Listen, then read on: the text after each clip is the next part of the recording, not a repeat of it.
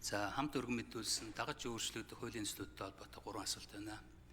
Нэгдүгээрт нь төсвийн доктортой байдлын тухай хуулийн 7-гийн 5 дугаар заалтаар дунд хугацааны төсвийн хүрээний мэдээлэл батлагдсанаас хойш 3 сараас доошгүй сарын хугацаанд тухайн жилийн төсвийн тодтголын төсөл өргөн мэдүүлэх баталгааг хориглохоор заасан байна. Тэгээд 7-гийн 6 дээр нь болохоор энэ заалтанд нь хамруулахгүй байх 2 зүйлийг заасан. Гамшигын аюулын хор оршиг, онцгой нөхцөл байдлын үр дагаврыг хайрлах гэсэн. Тэгээ энэ дээр нэмж засгийн газрын бүтэц бүрэлд түүнд өөрчлөлт оруулах тухай хууль батлагдсантай холбоотойгоор төсвийн тодтгол баталгаад энэ 7-гийн 5 дугаар заалт хамрахгүй байхаар хуулийн төсөл өргөн мэдүүлсэн байна. Энэтэй холбоотой нэг санал нэг асуулт байна. Тэгээ энэ заалт нь бол ерөнхийдөө их ерөнхий санагдчихаа. Сайд нарын эрхлэх асуудал өөрчлөгдөхөд засгийн газрын агентлаг, шинэ хороо байгуулах гэх мэт асуудал ярилцах үед олон нийтийн хилцүүлэг хийхгүйгээр төсвийн тодтгол хийж зарлыг нэмэгдүүлэх юм уу бууруулах ийм боломж нэгдэж байгаа. Тэгэхээр энэ заалтыг гүйцэн боловсруулах чиглэл өгч энэ засгийн газрын бүтэц бүрэлдэхүүн түүнд өөрчлөлт оруулах тухай хууль батлагдсантай холбоотойгоор гэсэн энэ ерөнхий заалтыг засгийн газар шинээр байгуулагдсантай холбоотойгоор гэж өөрчлөх гэсэн энэ одоо санал оруулах боломжтой юу гэдэг нэг юм асуудал байна. Санал байна.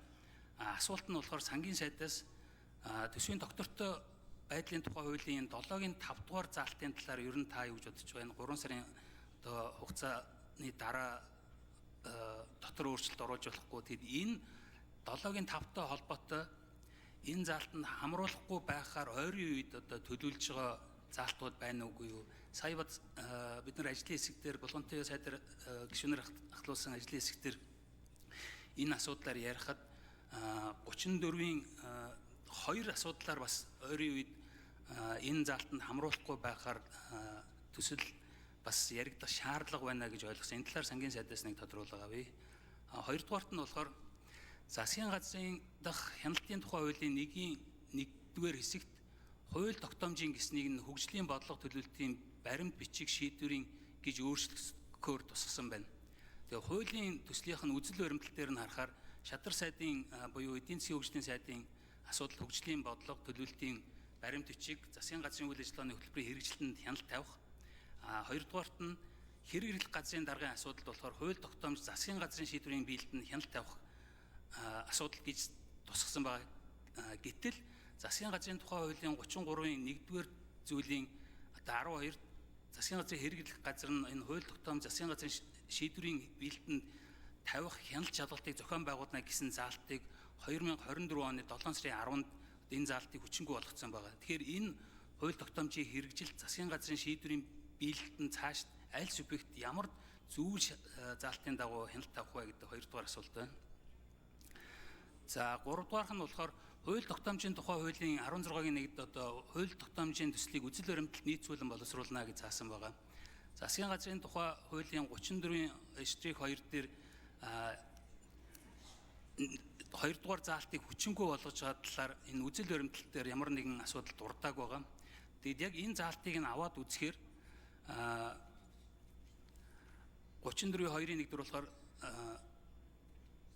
3 яам байгаа. Хүн соёлын аж ахуй хөнгөн үйлдвэрийн сайд, захин хөгжил инновац харилцаа холбооны сайд, эрчим хүчний сайд нар ажлын албатай байхаар ийм заалт одоо хуулийн яг заалтыг харахаар 19/2021 дээр ийм заалт байгаа. Тэгэхээр энэ сайдуудын ажлын алба нь одоо татан буугдаж ийн гэсэн үг үү? Энэ эсвэл энэ За хариулт өгье.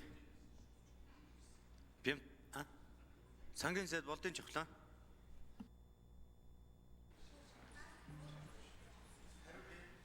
За нэг төвшин гишүүний асуултанд хариулъя.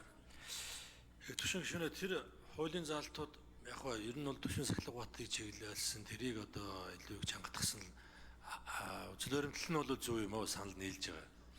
За яг ба цаг хугацааны хувьд за дээрээс нь одоо манайх шиг уулуурхаан эдийн засгийн хэд их хамааралтай. За тэр нь биднээс өөрөөсөө хамаарахгүй гадаад нөхцөл байдлаас их хамааралтай.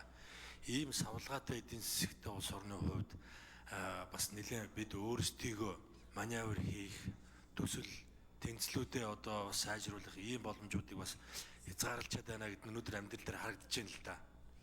За та энийг ийм юм анзаараа 7-гийн 5-ын эхлэгтээ дунд хугацааны төсвөрөөний мэдээлэлгээ шууд эхэлсэн байгаа юм.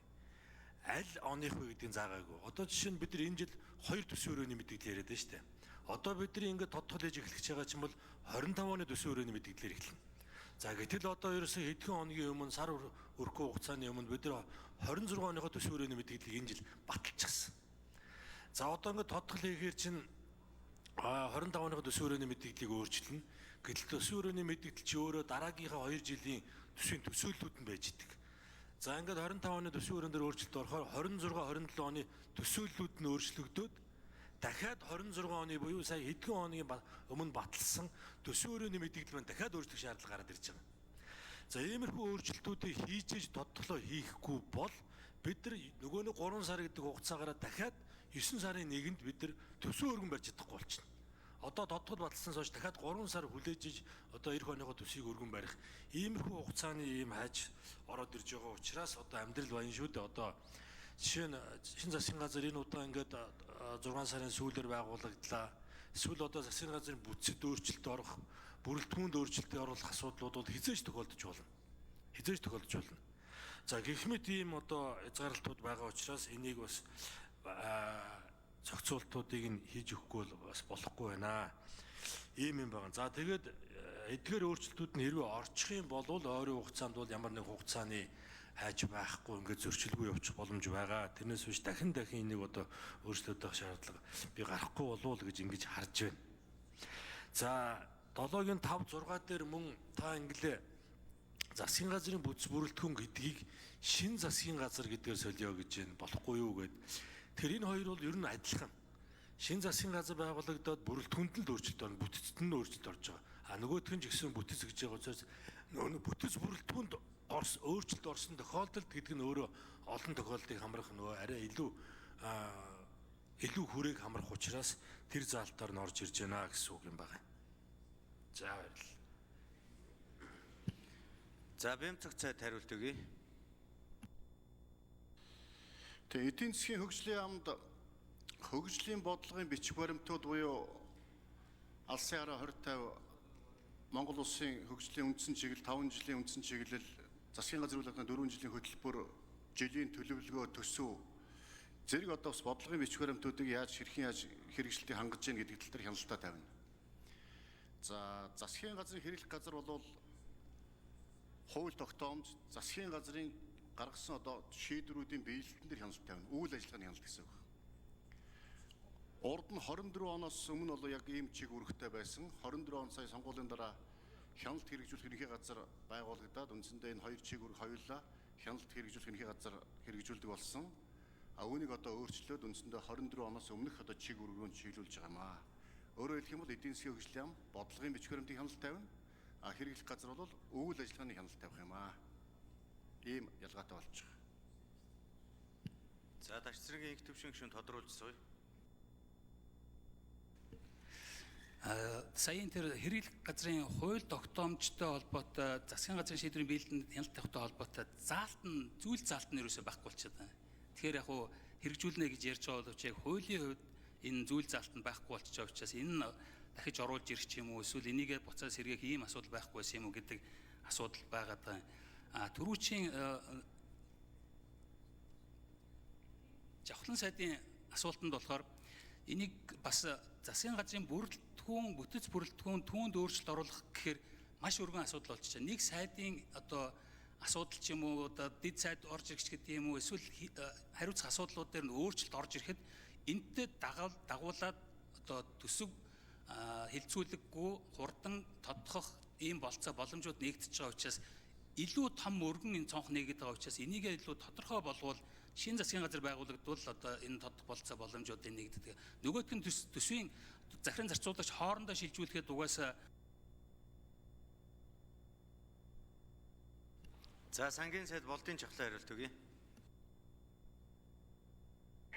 Их төвшин гишүүнээ нэг ийм зовлон байд юм а. Төсвийн хуулийн дээр ингэж байгаа юм. Төсвийн ерөнхийлөн захирагч яг тухайн жилийнхаа төсвийн хуулийн дээр ямар нэршлэлээр батлагдсан яг тэргүүгээр л одоо төсөв захиран зарцуулга эрхэн нээгддэг. Нэг сайдын нэг яамны одоо нэрэн дотор цэг таслал өөрчлөгдөхөд бүтэц бүрэлдэхүүнд өөрчлөлт орж ийн гэж үздэг. За тэрний дагуу тодтол хийж ядаж одоо тоон өөрчлөгддөггүй юм гэд нэрийг өөрчилж тодтол хийхгүй бол тэр хүн төсвөө ерөнхийдөө захиран зарцуулах эрхэн төрийн сан дээр үүсэхгүй. Тэгэхээр заавал тодтол хийхээс өөр аргагүй болно. Бид нар ийм нарийн дэгтэй хуультай.